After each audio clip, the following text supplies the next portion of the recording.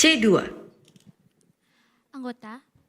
Anggota Badan Pemeriksa Keuangan dipilih oleh Dewan Perwakilan Rakyat dengan memperhatikan pertimbangan Dewan Perwakilan Daerah dan diresmikan oleh Presiden.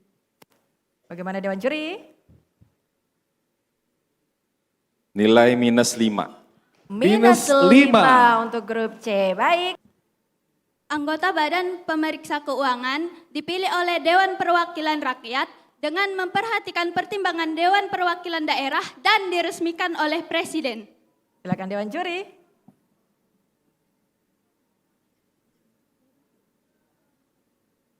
Ya, inti jawabannya sudah benar. Nilai 10. 10 poin untuk grup B. Kita menuju soal selanjutnya. Izin, Oh baik, silakan. tadi kami menjawabnya sama seperti regu B. Sama. Silakan Dewan Juri untuk tanggapannya. Tadi disebutkan regu C ya, itu pertimbangan dari DPD-nya tidak ada, DPR tadi. Ada. Tadi saya mengatakan seperti ini. Anggota Badan Pemeriksa Keuangan dipilih oleh Dewan Perwakilan Rakyat dengan memperhatikan pertimbangan Dewan Perwakilan Daerah dan diresmikan oleh Presiden. MPR RI memutuskan untuk mengulang pelaksanaan final Lomba Cerdas Cermat 4 Pilar tingkat Kalimantan Barat setelah muncul polemik terkait penilaian Dewan Juri yang dinilai tidak adil terhadap salah satu peserta, yakni tim dari SMA Negeri 1 Pontianak. Keputusan tersebut diumumkan langsung oleh Ketua MPR RI Ahmad Muzani dalam konferensi pers di Kompleks Parlemen Senayan, Jakarta pada Rabu 13 Mei. Menurut Muzani, MPR RI sudah menerima berbagai masukan, kritik, dan juga aspirasi masyarakat terkait jalannya kompetisi final tersebut. Oleh karena itu, pihaknya pun juga memutuskan untuk mengambil langkah evaluatif dengan menggelar ulang pertandingan final demi untuk menjaga kredibilitas lomba sekaligus menjunjung rasa keadilan bagi semua peserta. Tidak hanya memutuskan pelaksanaan ulang saja, MPR juga memastikan proses penjurian nantinya akan dilakukan oleh tim juri independen. Langkah itu diambil untuk menghindari munculnya kembali polemik serupa sekaligus memastikan semua peserta memperoleh penilaian yang objektif dan juga transparan. Keputusan MPR ini menjadi respon atas sorotan publik yang berkembang di media sosial dalam beberapa hari terakhir ini. Bismillahirrahmanirrahim.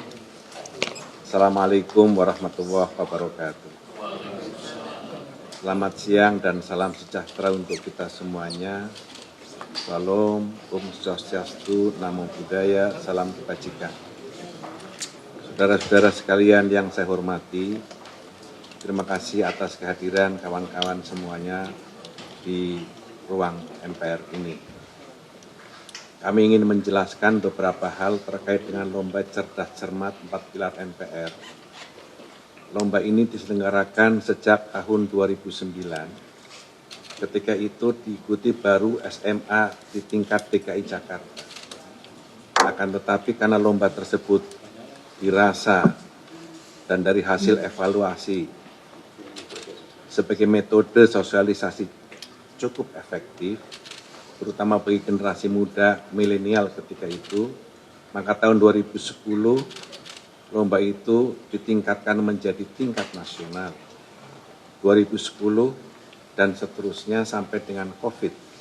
Ketika COVID, lomba itu terhenti dan baru dimulai lagi tahun 2022 hingga tahun 2024. Dalam evaluasi kami, Lomba Cerdas Cermat 4 Pilar MPR itu ternyata menjadi salah satu metode yang cukup efektif bagi upaya pemasyarakatan 4 Pilar MPR, yakni Pancasila, Undang-Undang Dasar Negara Republik Indonesia, NKRI, dan Bhinneka Tunggal Ika. Kita merasa perlu memberi bekal hal ini kepada anak-anak muda, karena kita harus meyakinkan bahwa para calon pemimpin bangsa, agen perubahan, yakni mereka yang ketika itu usianya masih SMA, adalah orang-orang yang secara fasih memahami, menghayati, dan mengerti akan nilai luhur terhadap 4 pilar MPR tersebut. Kita harus memastikan bahwa pemimpin-pemimpin bangsa ini ke depan jatuh kepada mereka yang mengerti konstitusi, mengerti nilai-nilai luhur terhadap negerinya. Itu sebabnya lomba ini kita anggap sebagai salah satu metode yang efektif. Selain itu, sosialisasi 4 pilar kepada 732 anggota MPR tetap kita lakukan di daerah pemilihannya masing-masing. Saudara-saudara sekalian yang saya hormati, artinya apa? Lomba cerdas cermat 4 pilar yang kita lakukan adalah metode yang kami anggap cukup efektif dan selama sekian tahun berjalan dengan baik. Itu adalah tradisi kami menjelang ulang tahun kemerdekaan. Bulan-bulan menjelang Agustus kita adakan penyisihan di beberapa kabupaten, kemudian di tingkat provinsi, yang nanti finalnya akan dilakukan secara nasional di bulan Agustus di Gedung Senayan ini.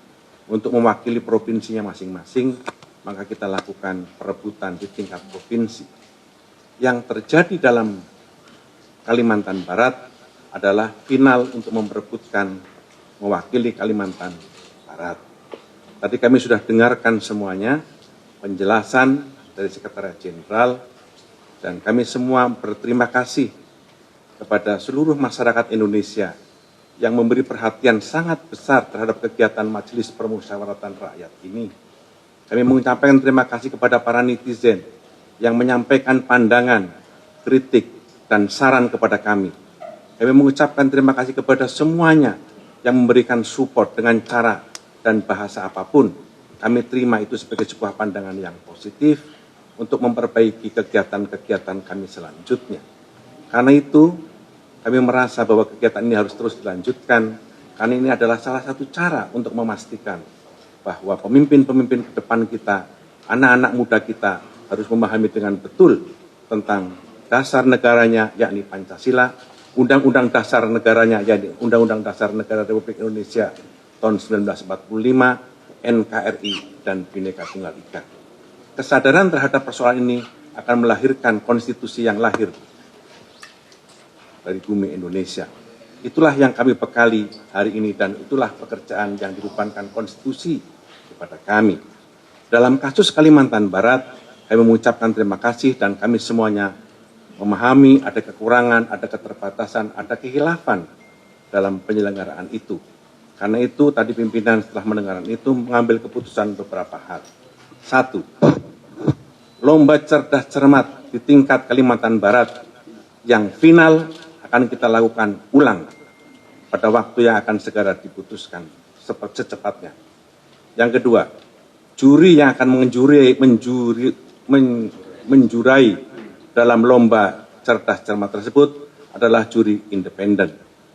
Yang ketiga, pimpinan Majelis Permusyawaratan Rakyat akan mengawasi langsung jalannya lomba tersebut dari awal sampai akhir.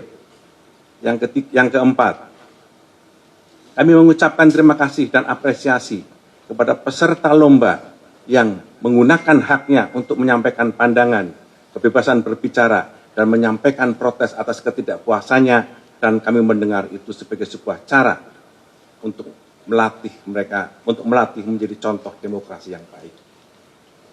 Dan yang kelima, kami akan terus melakukan evaluasi terhadap penyempurnaan kegiatan-kegiatan MPR yang hari ini terus kita dengarkan pandangan dan masyarakat dengan berbagai macam media yang kita dengar.